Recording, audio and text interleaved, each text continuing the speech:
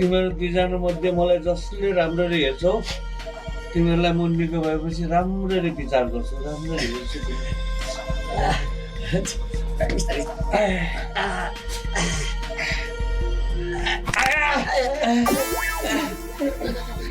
काका हजुर के तातो पानी खाने हो तातो पानी काका काका हजुरलाई कहाँ दुखो केटा हो हजुर तिमीहरू दुईजना मध्ये एकजनाले मलाई चर्पी लिएर हिँड्नु हस् काका हस् चर्पी म लिएर जान्छु काकालाई चुप लाग ताफुहरू छाती काकालाई बोल्न सक्छस् म लान्छु तपाईँलाई काका म लान्छु काकालाई तपाईँ छिटो म लान्छु काका बिस्तारै काका कहिले मलाई के चाहन्छु सोध्यो म लान्छु काकालाई पहिले हाने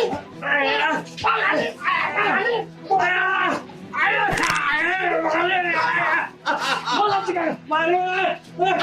मासु मासु काका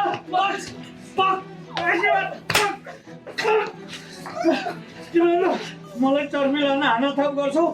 बासी भए तिमीहरूलाई त्यस्तै रहर लाग्यो भने दुवैजना चर्पीभित्र हिँड सुप खाएर औषधि खानुपर्छ काकी म आउँछु सुप ल्याउनु म आउँछु क्या म खुवाउँछु